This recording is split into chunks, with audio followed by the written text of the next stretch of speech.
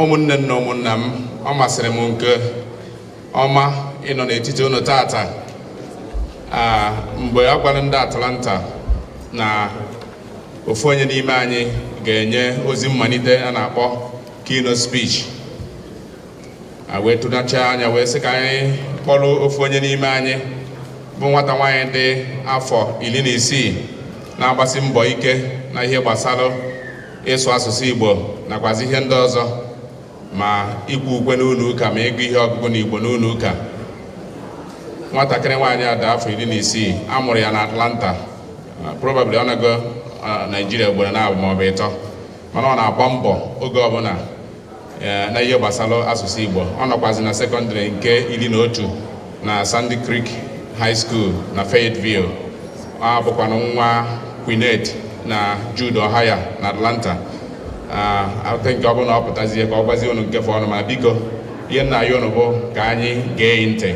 Ọ kachasị ụfọdụ n'ime anyị na-awọnda ihe ọ ga-adị like na ọ bụrụ na onye bụ onye Amerịka na-asụ Igbo, ihe ọ ga-eyi.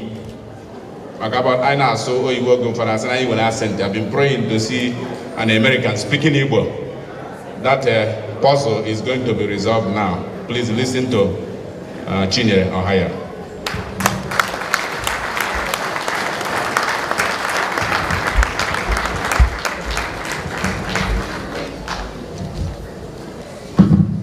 Ọhaneze, ekele m unu.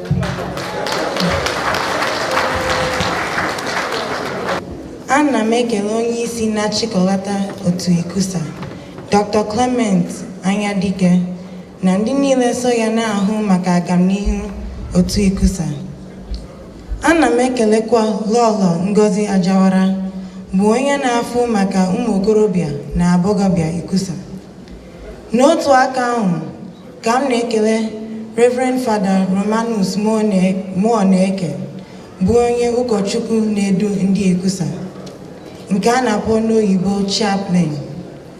Otu aka ahụ ka m na-ekele ndị ụkọchukwu na ndị sista niile nọ ebe a.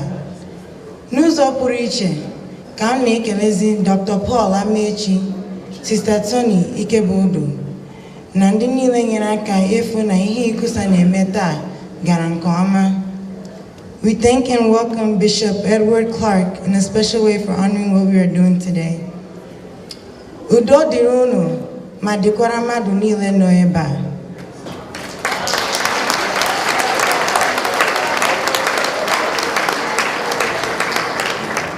Aha m bụ Chinyere Ohaya. Amụrụ m na Atlanta, Georgia. Ebikwa m na Atlanta. Adị m afọ 16. Anọ m na klaasị nke 11 n'ụlọ akwụkwọ sekọndịrị na Sandy Creek High School, Fayetteville, Georgia. Abụkwa m onye Umuduruọha Amigbo, ebe nne na nna m si.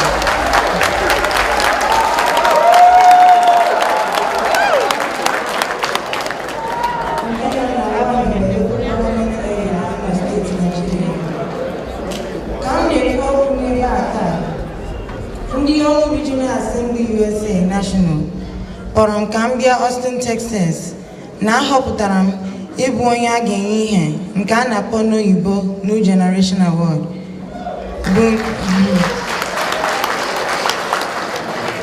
bụ nke ha wepụtara maka ụmụaka ndị ọrụ ndị na-agba mbọ n'ụlọ akwụkwọ, na-arụkwa ezi ọrụ n'ihe ndị Igbo ya na omenala Igbo, ma na-edebekwa iwu ezinụlọ.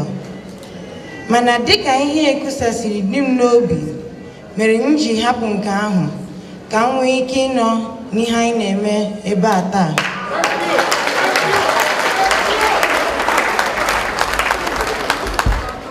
Obi dị m ụtọ na anyị niile bụ ụmụ bịara ọgbakọ a. Anyị na-ele anya na-ahụkwa ihe unu na-eme. A na-atụ n'ilu sị, nne ehu na-ata abara, nwa ya na-ele ya anya n'ọnụ.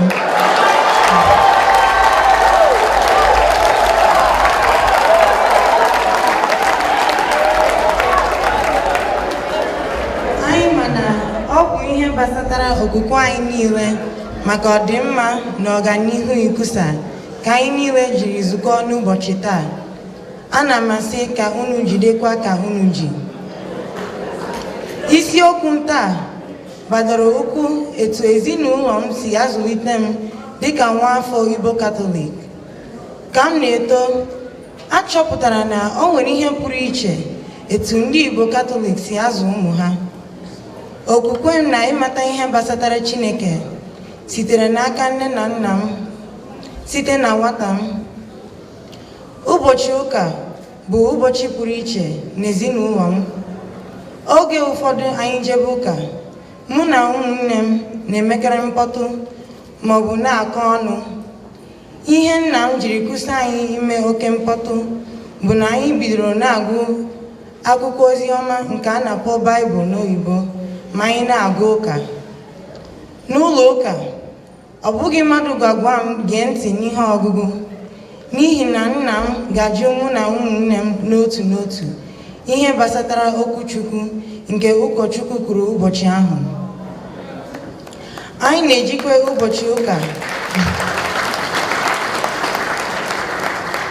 Anyị na-ejikwa ụbọchị ụka atụgharịkwa uche n'ihe ezinụlọ. Ihe ndị a na-enye m obi ụtọ maka na o nweghị ihe dịka nne na nna iwepụta ohere gbasara ụmụ ha nkata, gwukọrịtakwa egwu maọbụ pekọrịta ekpere ọnụ. N'eziokwu, o nwere ihe dị iche etu ndị Igbo Katọlik si azụ ụmụ ha n'agbanyeghị obodo ebe ha bi. A mụrụ na Atlanta, Georgia, na-azụkwa m ebe ahụ, mana ọ nabighị nne na nna m ịzụ m dịka nwa afọ Igbo Katọlik. Nne na nna m bụ isi ihe niile na ndụ m. Ha bidoro n'oge na-agbaziri m, nọgidekwa m n'ihe ndị nke m na-eme. Ụzọ ọzọ dịkwa iche n'ọzụzụ ndị Igbo Katọlik na nke Amerịka bụ na nwata mee ihe ọjọọ na Amerịka, ị gaghị apịa ya ụtarị maọbụ kwuo ya ihe. N'ezinụlọ m, ime ihe ọjọọ maọbụ mee ihe a ga-eji apịa gị ihe, ị ga-anata ụtarị.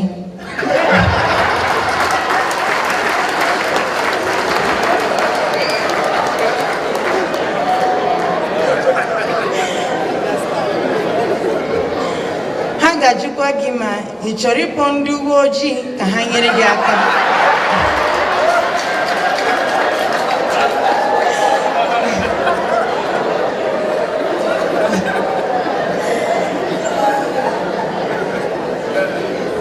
Ọtụtụ ezinụlọ ndị Igbo Katọlik na-azụ ụmụaka n'ụzọ ha ga-abara onwe ha uru. Agụmakwụkwọ bụ ihe ọzọ dịkwa oke mkpa n'ezinụlọ Igbo Katọlik nke m si na ya. Na ị na-eme ọfụma n'ụlọ akwụkwọ abụghị sọ ihe nne na nna anyị chọrọ ịnụ. Ha ga-ajụ gị etu i siri eme na ule akwụkwọ. Ọ bụrụ na ị nwetaghị ha ncha, ha jụọ gị sị, ndị nke nwetara ha ncha ha bụ isi abụọ?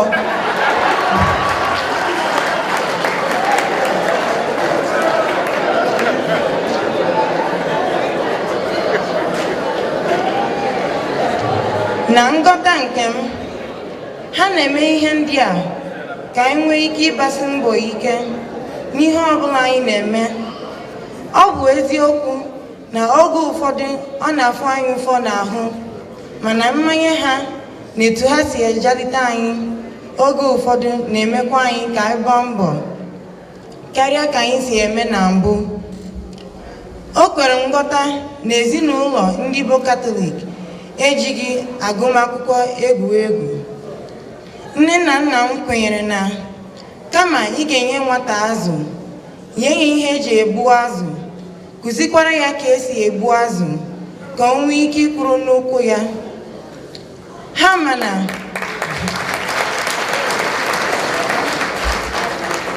Ha mana ofu ihe ọma ha ga-emere anyị bụrụ inyere anyị aka ka anyị nweta ezi mmụta, kudosie ike na okwukwe anyị dịka ndị otu Katọlik.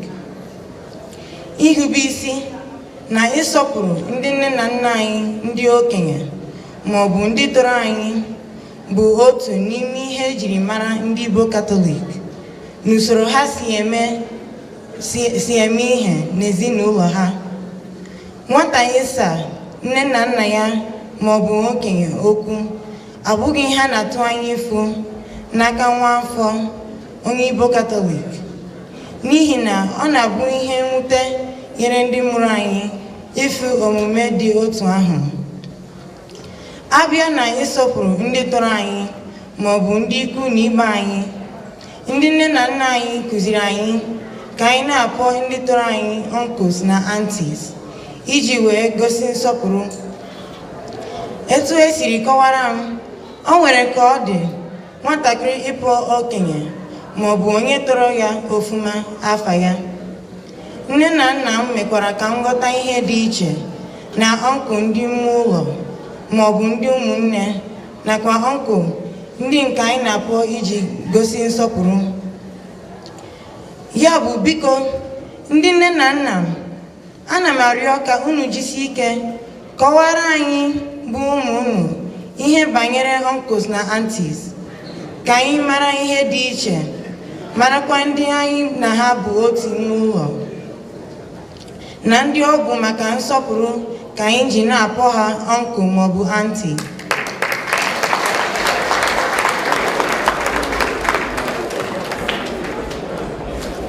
Ụzọ ọzọ esikwa egosi nsọpụrụ bụ na aga m ebilitere okenye maọbụ onye ahụ na-adịghị n'oche ka ọ nọrọ ọdụ ma ọ bụrụ na oche ezughị.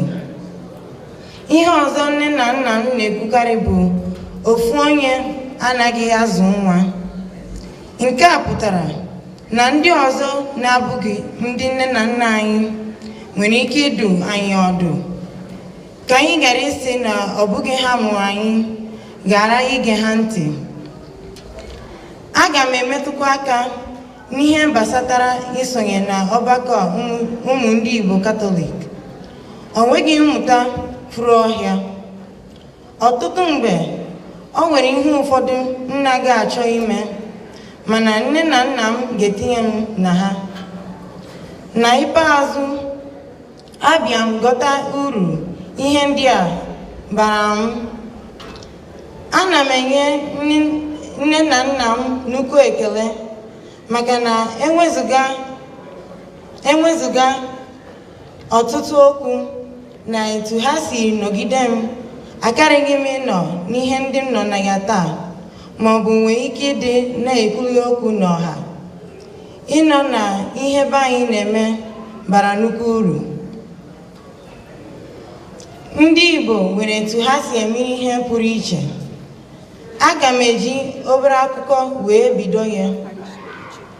Ọ dị otu ụbọchị m soro nne na nna m ji ebe ndị ụmụnne anyị na-agba nkwụ nwaanyị, nke a na-akpọ n'oyibo traditional wedding, na Atlanta ebe anyị bi. Oge anyị nọdụrụ ala n'oche, anụrụ m ka otu nwoke na-akọsara ibe ya sị, "Chai! Ehu atamibu n'isi."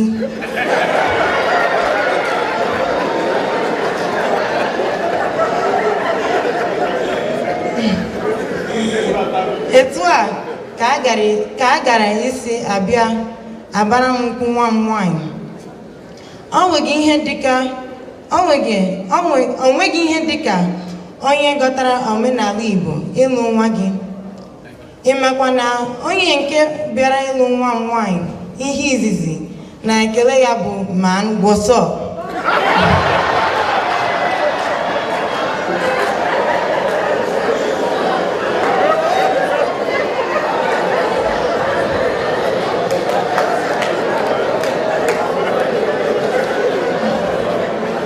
Etu m siri ghọta, enwere ihe pụrụ iche na omenala Igbo ya na etu ha si eme ihe.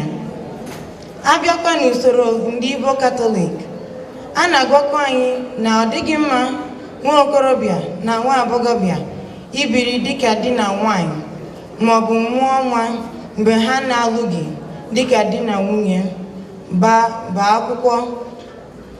Ekike ma ọ bụ njike ndị Igbo dịkwa iche. Aga m eji onwe m wee kọwaa. O nwere ụdịrị akwa m ga-eyiri oge ụfọdụ nne na nna m agaghị ekwe m yiri ya pụọ ezi.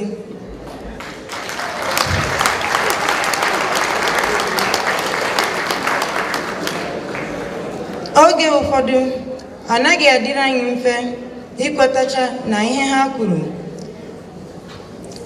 mana ana m aghọta na ezigbo nwa afọ onye Igbo Katọlik ekwesịghị ịhapụ akwa ma ọ bụ trauza o yi n'ukwu ka ọ nọrọ ya n'ala ike.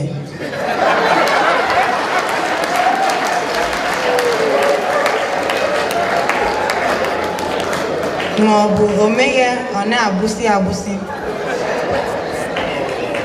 Nne na nna m na-eleba anya n'ihe m yi n'ahụ tupu m eje ebe ọbụla.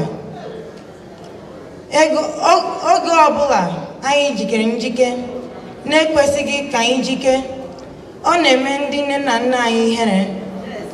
Dịka nne na nna m gwagoro m, ọ na-egosikwa nwa na-esighị n'ezigbo ụlọ ma ọ bụ nwa na-anaghị ege nne na nna ya ntị. N'obi nke m, ihe ụfọdụ anyị na-apụghị ihe bụ ajọ ihe na omenala Igbo. Dịka nne na nna m na-echetara m mgbe niile, ọ dị mkpa ka anyị ghara ichezo ebe anyị si pụta. Ihe ọbụla nke na-enye anyị nsogbu ma ọ bụ anyị aghọtaghị, ka anyị bakwuru nne na nna anyị maka na ha enweghị ike idufu anyị. Dịka anyị niile ma, ọtụtụ mgbe ka anyị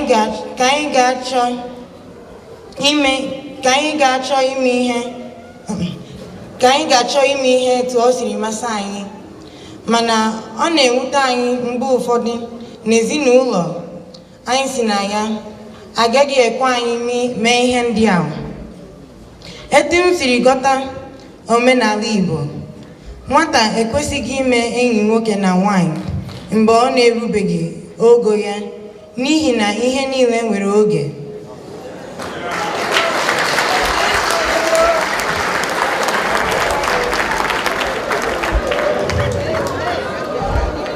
Ọ bụ ihe afọ ojuju nyere m na-eso n'ihe dị iche iche ndị Nigerian Catholic Community Atlanta ya na nzukọ Ikusa. Eso na ndị ukwe ụka Igbo, sorokwa na ndị na-agụ ihe ọgụgụ n'Igbo, na-enyekwa okwu n'ebe dị iche ndị Igbo na-eme ihe. Ọ kachasị okwu ihe gbasatara asụsụ Igbo anyị. Nne na nna anyị bụ isi ihe niile. Ọ dị mkpa na unu jidere anyị n'oge mgbe anyị dị ntakịrị, ka ọ ghara ịra ahụ mgbe anyị gbugoro, n'ihi na eme ngwa ngwa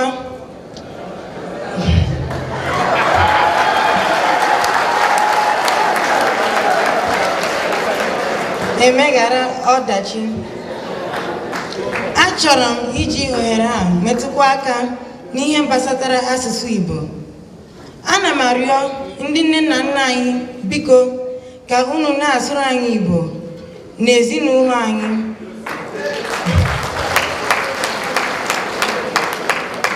Maka na a na-atụ n'ilu Igbo sị, ka ejiri ụtụtụ chụọ ewu ojii tupu chi ejie.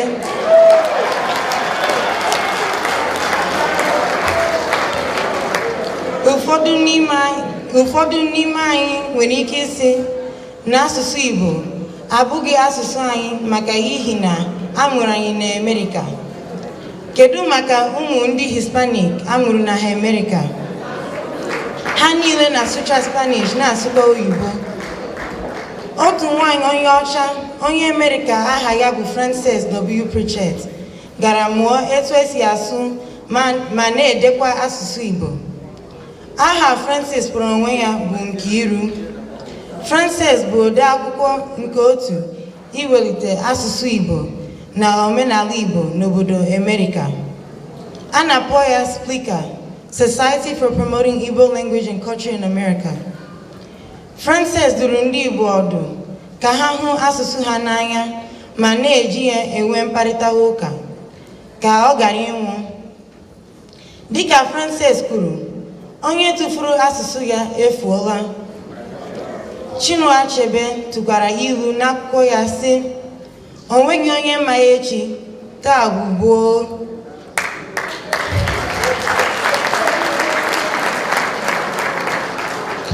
Ọ bụrụ na nwa bekee nwere ike ịmụta asụsụ Igbo, na-edekwa asụsụ Igbo, gịnị mere na anyị bụ ụmụ ndị Igbo Katọlik agaghị amụta ya? Ọ bụrụ na ụmụ ndị Hispanic amụrụ na Amerịka etu esiri mụkwu anyị na-asụ asụsụ nne na nna ha, gịnị mere na anyị agaghị eji asụsụ Igbo anyị pụrụ ihe? Ụzọ ọzọkwa anyị ga-esi na-amụta Igbo bụ ịdị na-aga ụka Igbo. Ịka ụka na asụsụ Igbo ekwesịghị ime ka anyị kwụsị ije ụka, ma ọ bụ mee anyị akwụsị ịbanye na ọgbakọ ụmụaka ndị Igbo Katọlik nọ na ya. Ịbanye na ihe ndị a ga-enyere anyị aka ịdị na-amụta asụsụ Igbo. Tupu emechie m okwu m, enwere m ajụjụ ole na ole m ga-achọ ka anyị tụgharịa n'ime obi anyị ihe gbasatara olileanya anyị na nchekwube anyị niile. Kedu ndị a na-ele anya n'aka ịfụ na ọganihu ikwusa ga-adịgide? Gịnị bụ ebumnobi anyị niile gbasatara ikwusa? Gịnị bụkwa ihe anyị ga-eme ka ọgbakọ ikwusa nwee ike isi n'aka anyị fere n'aka ụmụ anyị? Ndị nne na nna, kedu ihe anyị chere gbasatara asụsụ Igbo na mkpa ọ dị? Ka anyị na-ahapụ ebe a taa, ka anyị cheba echiche ihe gbasatara ajụjụ ndị a. N'aha ndị youth niile, ana m ekele unu ncha. Na mmechi, ana m asị ka anyị jiri unu onyinye anyị jebere Chineke ozi ebe ọbụla anyị nọ. Ndị nne na nna anyị bụ onyinye Chukwu, ndị ikwu na ibe anyị bụ onyinye Chukwu. Ka anyị si na nne na nna anyị jebere Chukwu ozi, ka anyị si n'ikwu na ibe anyị jebere Chukwu ozi. Onyinye Chukwu dị n'iche n'iche. Gbaa mbọ mara nke Chineke nyere gị, ka anyị were ya, ụmụnne m, jebere Chukwu ozi.